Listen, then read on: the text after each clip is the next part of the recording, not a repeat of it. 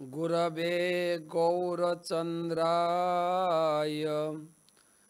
राधिकायै तदालये कृष्णाय कृष्णभक्ताय तद्भक्ताय नमो नमः।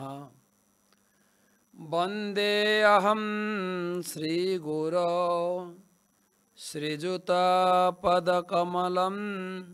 श्रीगुरून् वैष्णवांश्च श्रीरूपं साग्रजातं सहगण रघुनाथान्वितं तं सजीवं साद्वैतं सावधूतं परिजनसहितं कृष्णचैतन्यदेवं श्रीराधाकृष्णपादं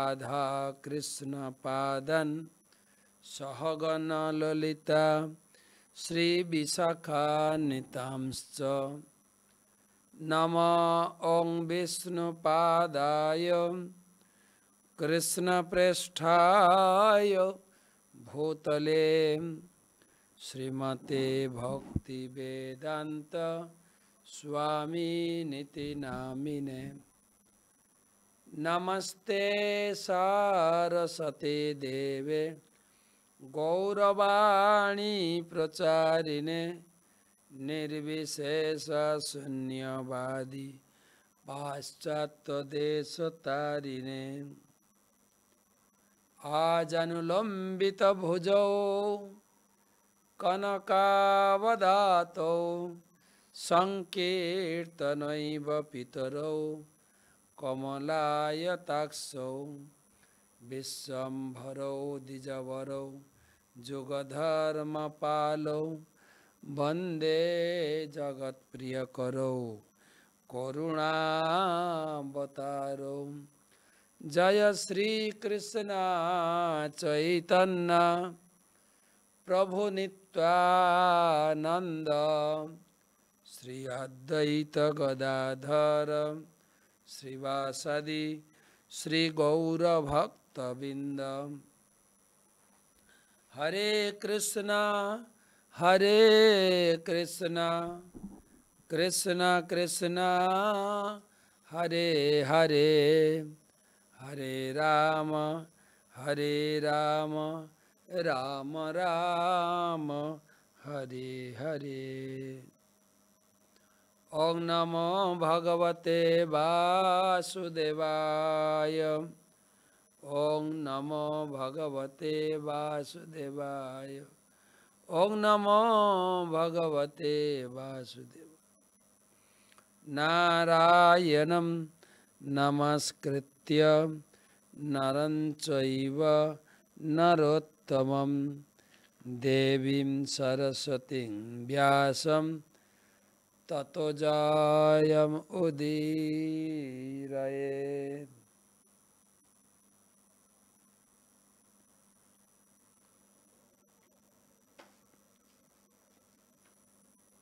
আজকে দ্বিতীয়া কি বলে দ্বাদশী দ্বিতীয়া বলছি দ্বাদশী তিথি সকালে পালন করেছেন এবং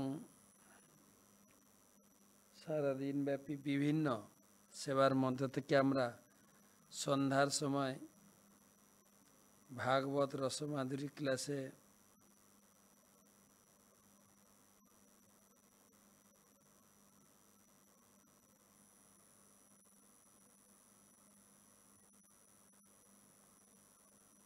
উপনীত হয়েছি।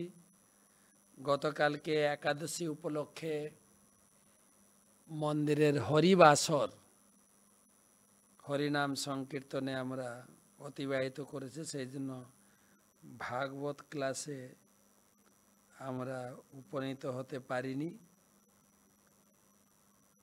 তো বেশ কিছু প্রশ্ন জমেছে, সেগুলো আগে সেরে দিই।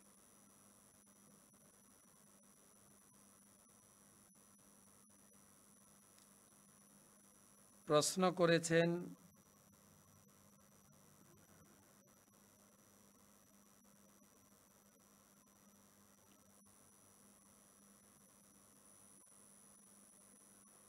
ইমনা কোলে হাওড়া থেকে যদি অজান্তেই বা অনিচ্ছাকৃতভাবে আমরা কোনো বৈষ্ণবের রাগ বা বিরক্তির কারণ হয়, সেক্ষেত্রে আমাদের কি বৈষ্ণব অপরাধ হবে?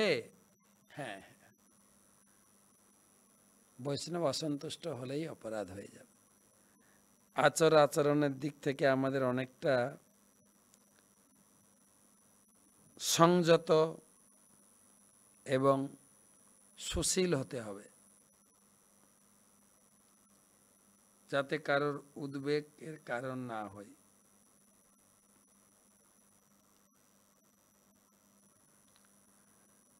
আমরা গীতাতে পড়ছি, যস্মান ন উদ্দিচ্যতে লোকান ন উদ্দিতে চ।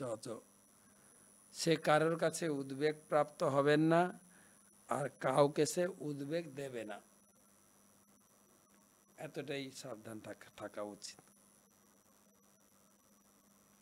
আমার আরেকটি প্রশ্ন, যদি মালা জপ করতে করতে মেরু গুটির 2 বা 3টি গুটি আগে এসে হাতে থেকে ভুল করে মালা ছেড়ে যায়, তাহলে কি পুনরায় প্রথম থেকে জপ করতে? অভ্যাস করুন, তাহলে আর এই ছেড়ে যাবে না। প্রত্যেকটা জিনিসের একটা প্র্যাকটিস বা অভ্যাস করলে এটা হবে। তাই যাতে মেরুগুটিটা পৌঁছানোর আগে পিছে যেন 2-1টা গুটি ছেড়ে না যায়।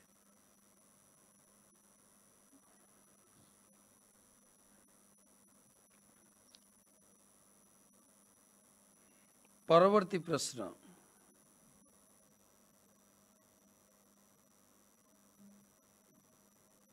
পশ্চিম মেদিনীপুর থেকে প্রশান্ত কর্মকার। আমি শুনেছি মাতাজিদের দণ্ডবত প্রণাম করতে নেই, কিন্তু অনেক মাতাজিরা গণ্ডি কেটে বা দণ্ডি কেটে প্রদক্ষিণ করে, যেটা আমাদের চড়ক পূজার সময় দেখা যায়। সেটার ব্যাপারে আমার জানা নেই। চণ্ডী শাস্ত্র সম্পর্কে চণ্ডী পুরাণে কি বলা হয়েছে তারা সেটা বলতে পারবেন। তবে আমাদের বৈষ্ণবের ক্ষেত্রে মাতাজিদের জন্য পঞ্চাঙ্গ প্রণাম, প্রভুদের জন্য দণ্ডবত। একটা যে মাতাজিদের শরীরের গঠন ভিন্নতা, কখনো তারা গর্ভবতীতে শরীরের অবস্থানও অনেকটা চেঞ্জ হয়ে যায়। যেরকম গর্ভধারণের সময় পেটটা বড় হয়ে যায়, সে সময় দণ্ডবোধ করা অসুবিধা। তো সেই জন্য তাদের জন্য পঞ্চাঙ্গ প্রণাম, আর প্রভুদের জন্য দণ্ডবোধ। দণ্ডবোধ মানে দণ্ডের মতো মাটিতে পড়ে যেতে হবে লম্বা হয়ে, যেটা মাতাজিদের শারীরিক গঠনের জন্য ভুল, এটা শরীরের পীড়া হতে পারে, কষ্ট হতে পারে, সেই জন্য। তবে মুখে দণ্ডবোধ করলে যে ভুল হয়ে যাবে তা মানে, অনেকে বলে, কাউকে বললে মাতাজি দণ্ডবোধ প্রণাম, তিনিও উল্টে বলে হ্যাঁ দণ্ডবোধ প্রণাম। ওই যে একদম মহাভারত দোষ হয়ে যাবে এরকম না। মুখে কেউ বলতে পারেন দণ্ডবোধ প্রণাম প্রভু, দণ্ডবোধ প্রণাম মহারাজ, না আমরা পঞ্চাঙ্গ প্রণাম বলবো, এরকম অতটা। পঞ্চাঙ্গ প্রণাম করবেন, মুখে দণ্ডবোধ বলতে পারেন।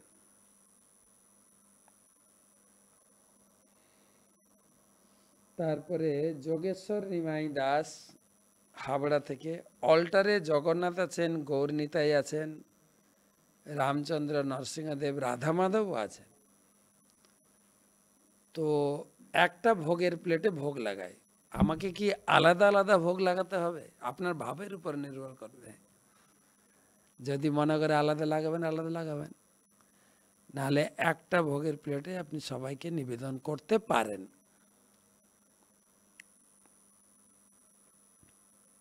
আপনার ভাবের উপরে নির্ভর করছে।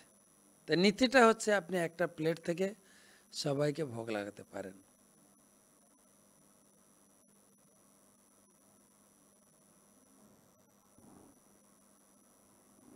পরবর্তী প্রশ্ন, প্রেমাংশু দত্ত।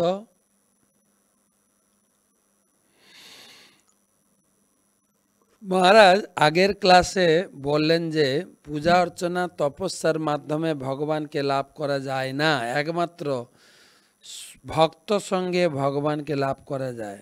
আমার প্রশ্ন, তাহলে পূজা অর্চনা তপস্যা এগুলো কি প্রয়োজন নেই?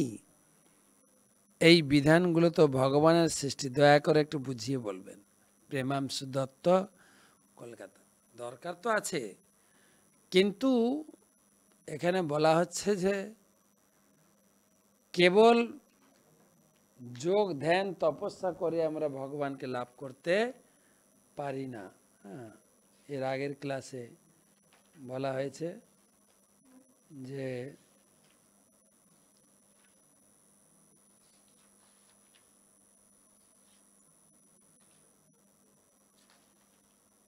রহুগণই তপস্যা ন জাতি,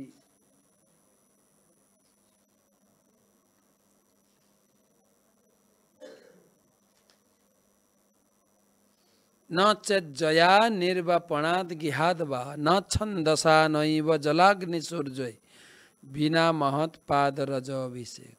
এর আগের অধ্যায় 12 নম্বর শ্লোক। হে রহুগণ মহারাজ, কেবল তপস্যা যোগ ধ্যানের দ্বারা ভগবানকে লাভ করা যায় না।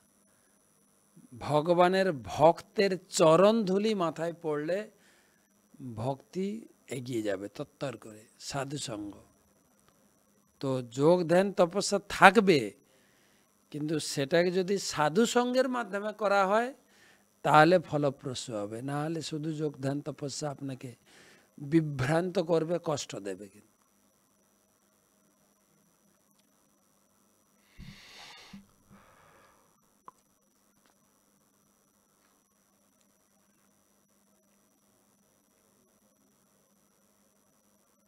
পরবর্তী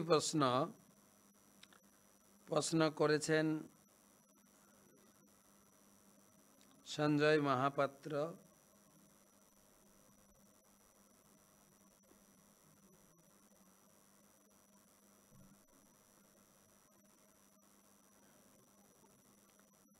একাদশী ব্রতে তেল সাবান মাখা যাবে না, ভাগবত পাঠে শুনেছি।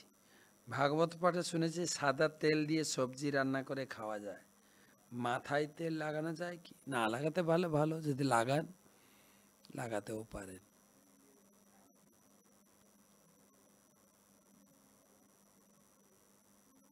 আরেকটা প্রশ্ন করছি, গ্যাস লাইটারে দিয়ে ধূপ দ্বীপ জ্বালানো যাবে? অবশ্যই জ্বালাবেন।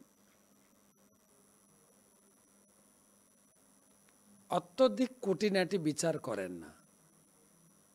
আমাকে অনেক লোক প্রশ্ন করে যে আমরা যাত্রার হাতে যারা পবিত্র নয় তাদের কাছ থেকে কোনো জিনিস গ্রহণ করি না। আমি বলি না, জিনিস গ্রহণ করুন, আপনি আপনার ভক্তির বল দিয়ে তপস্যা দিয়ে পবিত্র করে নিন। যেরকম ধরুন না, আপনি বাজারে সবজি কিনতে গেছেন দোকানে,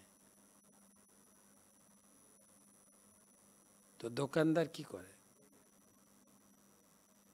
আপনি যখন আলু সবজি কিনবেন, অনেক সময় দেখা যায় না, দোকানদার ওই হাতে চা খাচ্ছেন, ওই হাতে জিনিসপত্র মেপে দিচ্ছেন। কি করবেন আপনি?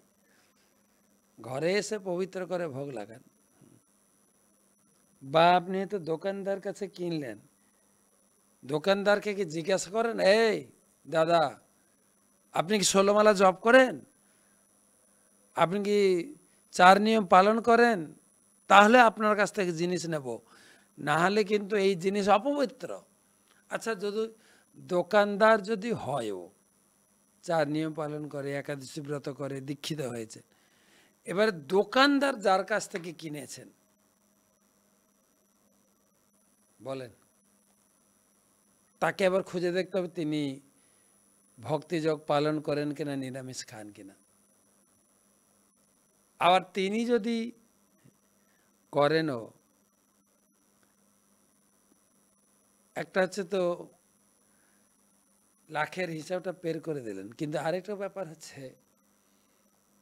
আমার দোকানদার হয়তো শুদ্ধ, দোকানদার যার কাছ থেকে জিনিসটা কিনেছেন হয়তো কৃষক, তাকেও জিজ্ঞাসা, তুমি 16 মালা জপ করো তো, তোমার কাছ থেকে নেব। আবার তিনিও যদি 16 মালা জপ করে, 4 নিয়ম পালন করে, যার কাছ থেকে বীজ এনে তিনি রোপণ করেছেন, সে বীজওয়ালা ষোলো মালা জপ করে কিনা, 4 নিয়ম পালন করে কিনা। সুতরাং হয়তো বলতে পারে লাইটারে কে হয়তো বিড়ি সিগারেট ধরিয়েছেন, সেই লাইটারে ভগবানের ধূপকাঠি জ্বালবো,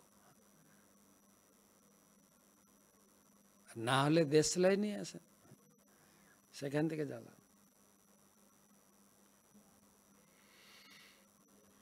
পরবর্তী প্রশ্ন,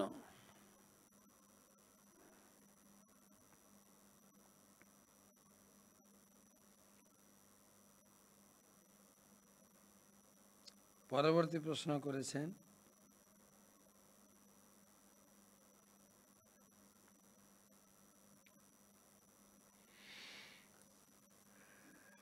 শুভ একাদশী তিথিতে শিক্ষাগুরু ভক্তি বিজয় ভাগবত স্বামী মহারাজের জন্য ধন্যবাদ প্রণাম।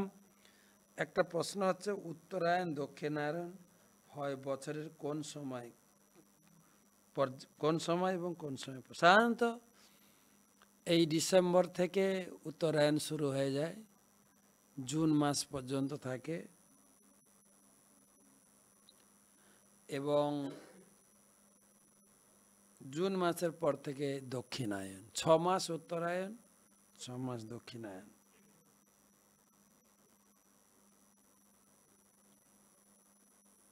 পরবর্তী প্রশ্ন,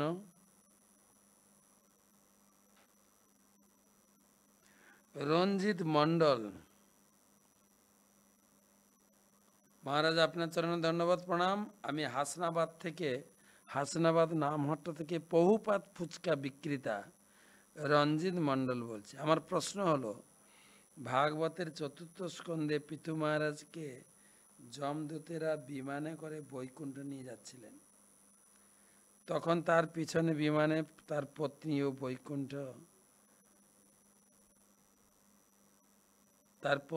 বৈকুণ্ঠে যাচ্ছিলেন। তাহলে এই কলিযুগে কেন স্বামী স্ত্রীর, কোন স্বামী তার স্ত্রীকে একই সঙ্গে বৈকুণ্ঠে নিয়ে যেতে পারে, এবং যেটা সম্ভব হবে কিভাবে?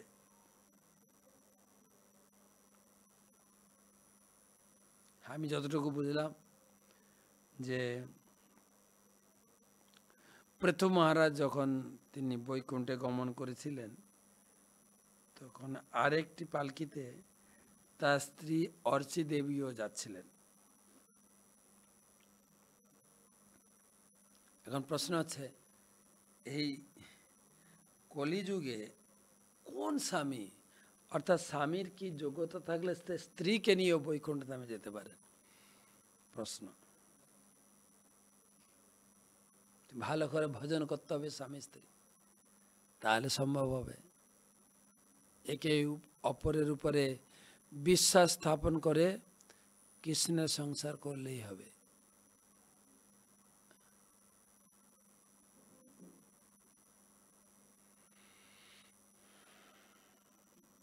লাস্ট একটা প্রশ্ন নিই।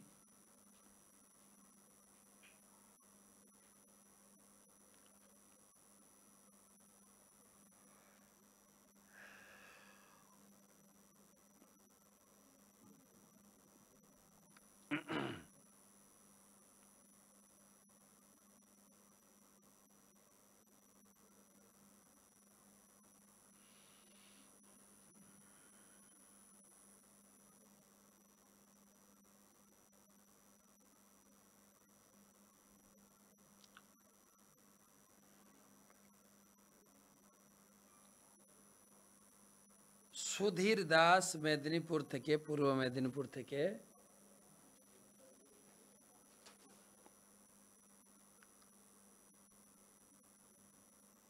রানীসাই, পূর্ব মেদিনীপুর। আচ্ছা,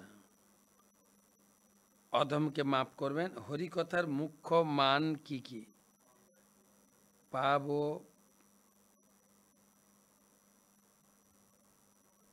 পাপ কত রকম ও কি কি? প্রথম প্রশ্নটা বুঝতে পারিনি, যে হরিকথার মুখ্য মানে কি আমি জানি না। তবে পাপ কত প্রকার, কি পাপ কত প্রকার না, পাপ তো পাপই। কয় ভাবে পাপ হয়, পাপের কি কি রেজাল্ট এরকম আছে, পাপ কয় প্রকার এরকম দেখি না। এমনি শাস্ত্রে বর্ণনা আছে।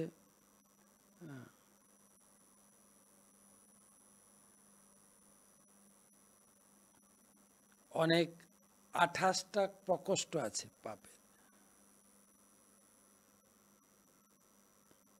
আর ভক্তি রসামৃত সিন্ধুতে বর্ণনা আছে পাপের 4টি রেজাল্ট: অপ্রারব্ধ, প্রারব্ধ, ফলম, কূটম, বীজন্মুখম।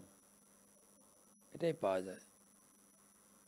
বাকি প্রথম প্রশ্নটা আমি বুঝতে পারিনি কি বলে, হরি কথা মানে কি নাকি, ওটা আমি বুঝতে পারিনি। যদি প্রশ্ন আরেকবার পাঠান। এনেও আমরা এখন ভাগবত ক্লাসে প্রবেশ করব। তমাদিদেবম করুণানিধানম তমালবর্ণম সহিতাবতারম অপার সংসার সমুদ্র সেতুম ভজামহে ভাগবত স্বরূপম। গ্রন্থরাজ শ্রীমদ্ ভাগবতম, পঞ্চম স্কন্ধ, ত্রয়োদশ অধ্যায়ের আজকে 17 শ্লোক থেকে আলোচনা। রঘুগর মহারাজের প্রতি জড়ভরতের উপদেশ প্রসঙ্গে 1076তম ভাগবত রসমাধুরী সেমিনার। সবাইকে সুস্বাগতম জানাই। গুরুপাদ পদ্মে পণিপাত করে তার অহেতুকী কৃপা আশীর্বাদ প্রার্থনা করি। নমঃ বিষ্ণুপাদায় কৃষ্ণপ্রেষ্ঠায় ভূতলে শ্রীমতে জয়পতাকা স্বামিনিতি নামিনে। নমাচার্য পাদায় নিতাই কৃপা প্রদায়িনে গৌরকথা ধামদায় নগর গ্রাম তারিণে। সপ্তদশ শ্লোক। নৈর্বঞ্চিত হংসকুল সমাবিশম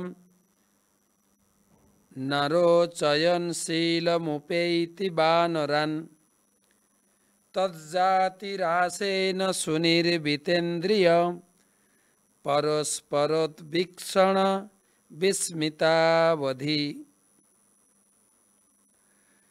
তৈর্বঞ্চিতম হংসকুল সমাবিশ নরোচয়নশীলমুপেতি বানরান তজ্জাতিরাসেন সুনির্বিতেন্দ্রিয় পরস্পরোদ্ভীক্ষণ বিস্মিতাবধি। অনুবাদ: এই সংসার অরণ্যে তথাকথিত যোগী, স্বামী এবং অবতারদের কাছে বঞ্চিত হয়ে তাদের সঙ্গ ত্যাগ করে জীব প্রকৃত ভক্তের সান্নিধ্য লাভ করতে চায়, কিন্তু দুর্ভাগ্যবশত সে তার গুরুদেব বা ভাগবতের নির্দেশ পালন করতে পারে না। তাই সে তাদের পরিত্যাগ করে পুনরায় স্ত্রী সঙ্গে ইন্দ্রিয় সুখ পরায়ণ বানরদের সান্নিধ্যে ফিরে যায়। ইন্দ্রিয় সুখ পরায়ণ ব্যক্তিদের সঙ্গে মদ ও মৈথুনের আনন্দ উপভোগ করে সে সুখী হতে চায়। এভাবে সে তার জীবনের অপচয় করে। অন্যান্য ইন্দ্রিয় সুখ পরায়ণ ব্যক্তিদের মুখ দর্শন করে সে তার প্রকৃত জীবনের উদ্দেশ্য বিস্মিত হয়ে মৃত্যু মুখে পতিত হয়। আচার্যগণ গান লিখে গেছেন, যার মুখ দেখি ভুলে যাবে হরি, তার মুখ পানে চেয়েও না। যার মুখ দেখি ভুলে যাবে হরি, তার মুখ পানে চেয়েও না। যার মুখে ভাই হরি কথা নাই, তার কাছে তুমি যেও না। এবং মহাপ্রভু এই সঙ্গ করার ব্যাপারে তিনি সাবধান করেছেন। অসৎসঙ্গ ত্যাগ এই বৈষ্ণব আচার। এক স্ত্রী সঙ্গী আর বৈষ্ণব অভক্ত, আর কৃষ্ণ অভক্ত, আর বৈষ্ণব কৃষ্ণ অভক্ত। আর যিনি ভগবানের ভক্ত নয় আর যিনি গৃহমেদী স্ত্রী সঙ্গে মশগুল, তাদের সঙ্গ করবে। তাদের সঙ্গ করলে তোমার ভক্তিটা নাশ হয়ে যাবে। রঘুগণ মহারাজ সেটাই এখানে বোঝাচ্ছে। তথাকথিত যোগী স্বামী, হ্যাঁ, নিজেদের অবতার বলে বঞ্চিত করে লোক ঠকায়, তারা ধীরে ধীরে অধপতন হয়ে মায়ার শিকার হয়ে তারা আবার মেয়ে মদ মাংস নিয়ে জীবন ধারণ করে।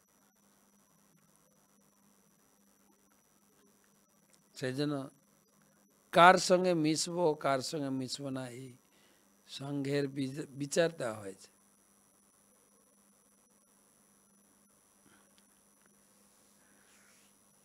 কেবল হরি কথা কও, হরি গুণ গাও, হরি নাম রসে সদা মত্ত হও, হরি নাম গীতি গাও নীতি নীতি, অন্য কোন গীতি গেও না।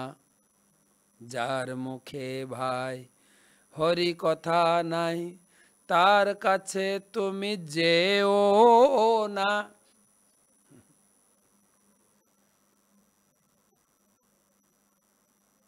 তাৎপর্য, রঘুগণ মহারাজকে জড়ভরত খুব সুন্দর সুন্দর উপদেশ দিচ্ছেন। এটা আরেকবার পরিধানযোগ্য যে এটা রঘুগণ মহারাজের প্রতি উপদেশ নয়, আমার প্রতি উপদেশ। সকালে যেন নিজে নিজে অনুভব করি কি সঙ্গ করব। কখনো কখনো প্রভুপাদ তাৎপর্য লিখছেন, কখনো কখনো মূর্খ মানুষেরা অসৎ সঙ্গের প্রতি বীতশ্রদ্ধ হয়ে ভগবত ভক্ত ও ব্রহ্মজ্ঞ ব্রাহ্মণদের সান্নিধ্যে আসে এবং সদ্গুরুর কাছ থেকে দীক্ষা গ্রহণ করে। শ্রী গুরুদেবের উপদেশ অনুসারে সে বিধিনিষেধ পালন করার চেষ্টা করে, কিন্তু দুর্ভাগ্যবশত সে তার গুরুদেবের উপদেশ পালন করতে পারে না। তাই সে ভক্ত সঙ্গ পরিত্যাগ করে নেশাসক্ত, মৈথুন পরায়ণ, আঙ্গুলহীন লাঙ্গলহীন বানর সদৃশ মানুষদের কাছে ফিরে যায়। তথাকথিত আধ্যাত্মবাদীদের বানরের সঙ্গে তুলনা করা যায়। বাহ্যত দৃষ্টিতে কখনো কখনো সাধুর মতো মনে হয়, কারণ তারা উলঙ্গ অবস্থায় বনের ফলমূল খেয়ে থাকে। শুধু বনের ফলমূল খেয়ে থাকে না, আমাদের মীরাবাইয়ের একটা শ্লোক আছে,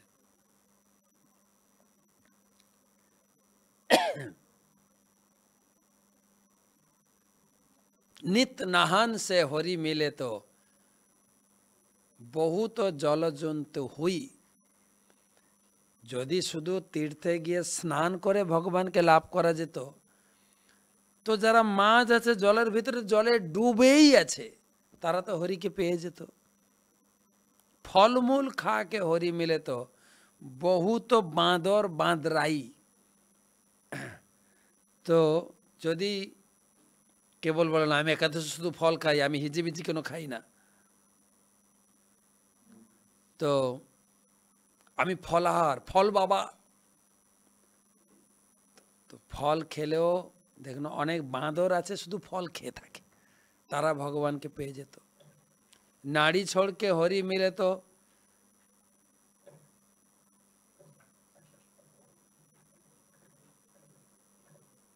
কি ভুলে গেল, নারী ছড়কে হরি মিলে তো বহুত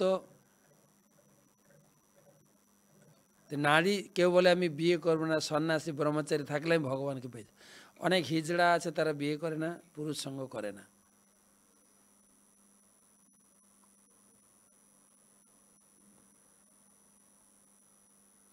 আর দুধ পিকে হরি মিলে তো বহুত বৎসবালা। কেউ বলে আমি কেবল দুধ খেয়ে ভজন করে আর কিছু খাই না, আমি ভগবানকে পাবো। বলে অনেক বাছুর আছে তারা কেবল দুধ খায়,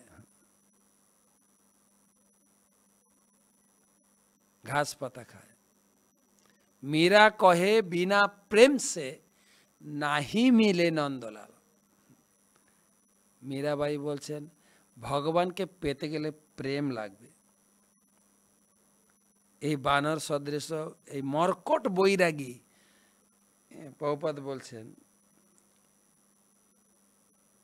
বাহ্য দৃষ্টিতে বানরদের কখনো কোনো সাধুর মতো মনে হয়, কারণ তারা উলঙ্গ অবস্থায় বনের ফলমূল খেয়ে থাকে। তারা আবার একটা ঘরটার বানানো, একটা গাছেও থাকে না, সবসময় এ গাছ ও গাছ লাফিয়ে বেড়াচ্ছে। কিন্তু তাদের একমাত্র বাসনা হচ্ছে স্ত্রী বানর রেখে তাদের সঙ্গে মৈথুন সুখ উপভোগ করা।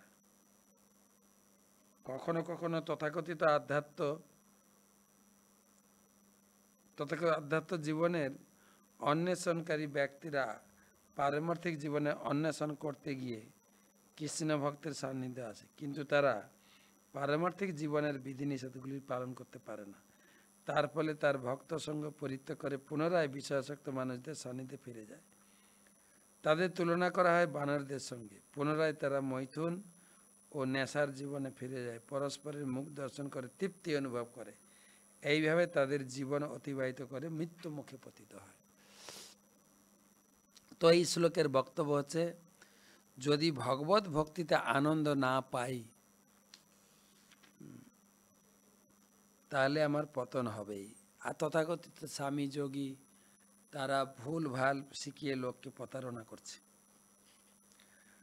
পরের শ্লোক 18, দ্রুমেষু রংসন সুতদার বৎসল ব্যবাদিন বিবশ সবন্ধনে কচিত প্রমাদাত গিরিকন্দরে পতন বল্লিম গৃহীত্যা গজভীত আস্থিত।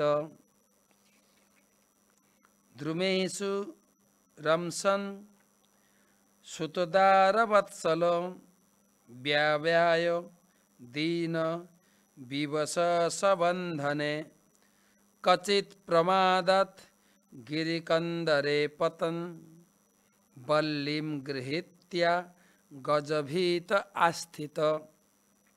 অনুবাদ: জীব যখন একটি বানরের মতো এক ডাল থেকে আরেক ডালে লাফালাফি করে বৃক্ষ সদৃশ গৃহে কেবল মৈথুন সুখের জন্য জীবনযাপন করে, তখন সে একটি গর্ধবের মতো তার স্ত্রীর পদাঘাতে তাড়িত হয়। সেই বন্ধন থেকে মুক্তি লাভে অক্ষম হয়ে সে অসহায়ের মতো পড়ে থাকে।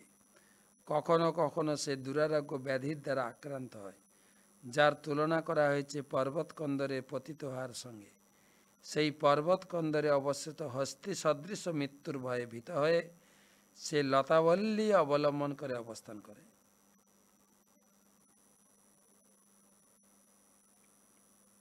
এই জগতে সব থেকে বড় সুখ হচ্ছে মৈথুন সুখ, আর যেটা ভক্তির পথে সম্পূর্ণ বাধা। যাহা রাম তাহা নাহি কাম, যাহা কাম তাহা নাহি রাম।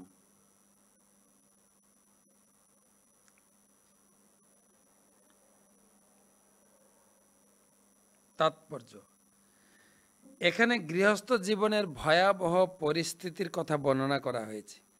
গৃহস্থ জীবন দুঃখ দুর্দশায় পূর্ণ। সেই জীবনের একমাত্র আকর্ষণ হচ্ছে পত্নীর সঙ্গে মৈথুন সুখ উপভোগ করা। মৈথুনের সময় স্ত্রী গর্ধব যেভাবে পুরুষ গর্ধবকে পদপ্রহার করে, সেইভাবে পত্নীও তাকে পদাঘাত করে। নিরন্তর মৈথুন সুখ পরায়ণ হওয়ার ফলে সে বহু দুরারোগ্য ব্যাধির দ্বারা আক্রান্ত হয়। তখন সে হস্তি সদৃশ মৃত্যুর ভয়ে ভীত হয়, ঠিক একটি বানরের মতো এক বৃক্ষের শাখা প্রশাখায় ঝুলতে থাকে। তো অনেক অনেক কঠিন কথা বলা হচ্ছে সংসার জীবনে, কিভাবে সংসারে এই মৈথুন সুখ উপভোগ করতে গিয়ে কত কঠোর পরিশ্রম করতে হয়। তাকে পয়সা রোজগার করতে হয়, ঘর বাঁধতে হয়। তারপরে এখানে আরেকটা কথা, পত্নীর পদাঘাত পেতে হয়। আমার উপলব্ধি আছে বেশ কিছু বছর আগে আমাদের এই আশ্রম জীবনে একজন ভক্ত আশ্রম থেকে বেরিয়ে হ্যাঁ একটা মহিলাদের আকৃষ্ট হয়ে তাকে বিয়ে করলো, আর 6 মাস পরেই ঝগড়া শুরু হয়েছে। আমি অনেক চেষ্টা করেছিলাম মিলিয়ে রাখার জন্য, হয়নি। একদিন আমাকে ফোন করে বলছে, প্রভু জানেন আমার স্ত্রী কালকে আমাকে লাথি মেরেছে। আমি বললাম বইতে তো পড়েছিলাম মায়ের লাথি খায়, সত্যিই তাই?